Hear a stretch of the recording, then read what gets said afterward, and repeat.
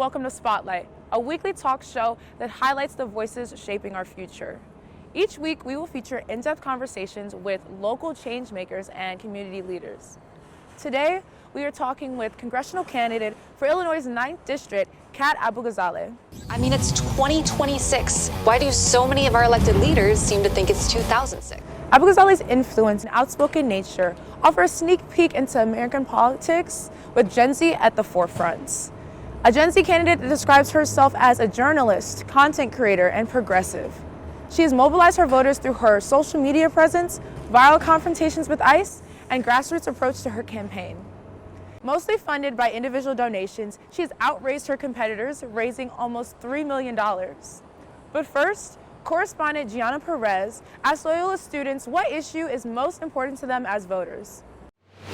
What is the first most important issue for you as a Gen Z voter?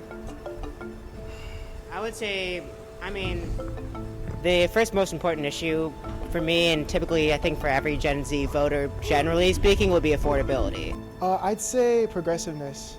The gutting of Medicaid and Medicare. I don't think people are gonna see how badly that's going to affect the healthcare system. Progressiveness and youth, I think they go hand in hand. All the ICE and immigration stuff. Immigration. I obviously disagree with the way that ICE is handling immigration, and I don't believe at all in that there's a border crisis or that we should be restricting access to this country at all. So right now that's the most important to me. We've gone past kind of political affiliations and partisanship, and I think we've just gone into more of like a warfare state where it's more important to be voting based on the violations of civil rights and everything rather than like economic policy. Thank you, Gianna. And welcome to our guest, Kat Abughazaleh. Thank you so much for being here. Thank you so much for having me. So let's begin with the moment that went viral. In a video, you were being shown thrown to the ground by federal agents. And shortly after, the Trump administration charged you with conspiracy to impede and assault on a federal agent. What can you tell us about that? That video that you're referencing is actually the third time that agents have specifically thrown me. I have witnessed firsthand while protesting ICE their brutality. We've been tear gassed, we've been shot with pepper balls, we've been thrown, we've been dragged, we've been hit with batons. And what I really try to stress to people is that is what they're willing to do to us in front of cameras. What are they willing to do to the many, many people that they have imprisoned behind the boarded up windows of that building?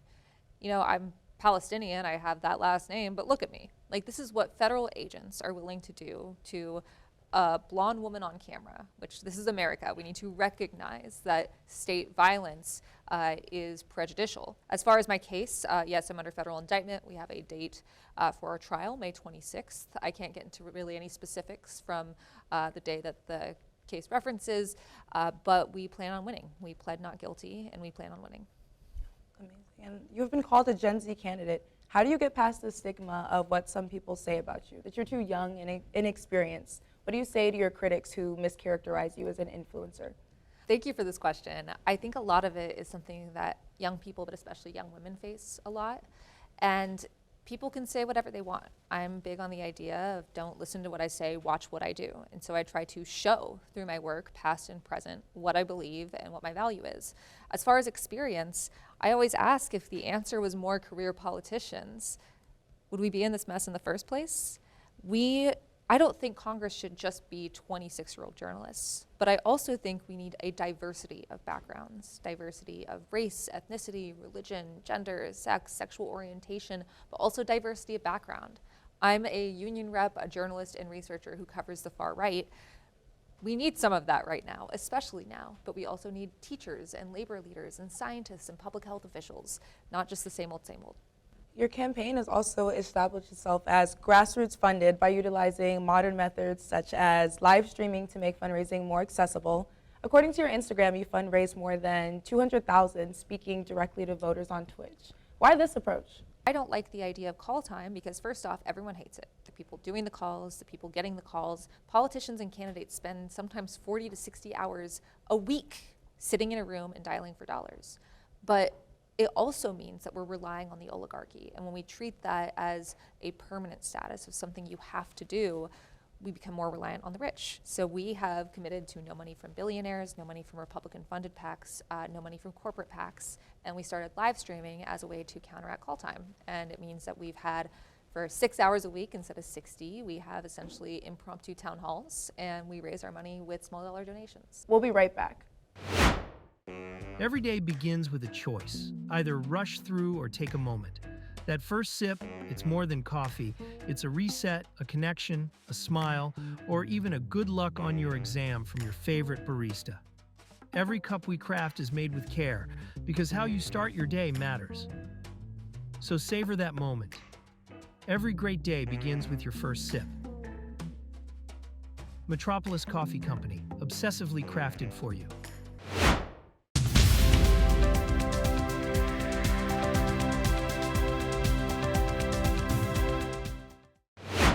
So what is the first most important thing as a Gen Z voter? The first most important thing? The lack of Christian community. Whether or not they're funded by APAC. Right now, I would say immigration policy. Like employment, to be honest. Like, I'm in my last semester as a senior, and I want to feel a little bit more certain that I'll have like a job after I graduate, you know? You moved to Chicago on July 24th and announced your campaign March 24th of last year. Why did you decide to run for this congressional seat in the 9th District, and what decisions led up to this? You know, I definitely didn't plan to run for Congress until about a year ago. Like, if you had told me a year and 2 weeks back what my life would be, I would think you're crazy. But I got sick of waiting for someone to do the right thing, and I and my colleagues have spent years trying to warn Democrats about this exact moment. I decided to do something myself and run, which is not something I ever have in my adult life ever considered doing.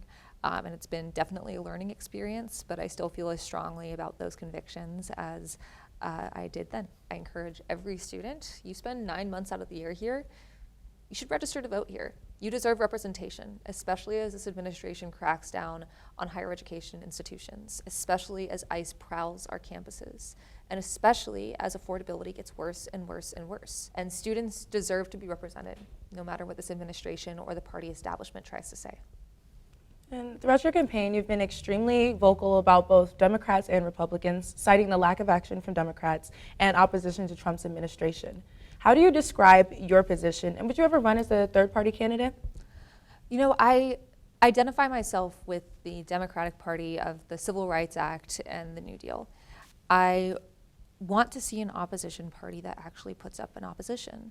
And I don't think a third party is the answer. What I would love to see are cross endorsements like what the Working Family Parties does, and so we can see almost Venn diagrams in our political structures of people with different coalitions. I think that is the way that we broaden political influence across coalitions and minimize influence from this two-party system. The reason that I criticize even my own party is I think it's the most democratic thing you can do, big D and small d. I think if we're not holding ourselves accountable, how are we any better than the other side? When I started this campaign, in my launch video, I said that Democrats need to grow effing spine, and I meant it, because this is not practice, this is not training. We are not sliding into fascism, we are here now. And if your constituents have trusted you to represent them, you need to be putting everything on the line to protect them. One of your key issues in your campaign is a free and sovereign Palestine, and you've established that you're anti-war. How does your stance differ from your opponents? So there are essentially 3 leading candidates right now, myself and 2 others. I am the only one of those candidates that has never met with AIPAC or submitted a position paper to AIPAC. I am the only one of those candidates who opposes anti-BDS legislation. And it's not because I'm even Palestinian, it's because that's anti-free speech. I don't consider myself super radical on this. I think that every civilian deserves to be safe, that no child should starve. I think that every war criminal, and it doesn't matter what flag they're under, deserves to be held accountable and tried in court. And I believe that we need Palestinian statehood recognized by the United States, just as it is by 82% of the world, because otherwise, how are we supposed to have any solution if both parties aren't on equal footing? Kat, thank you so much for being here. For Spotlight, I'm your host, Arianna Spruille. Thank you for joining us.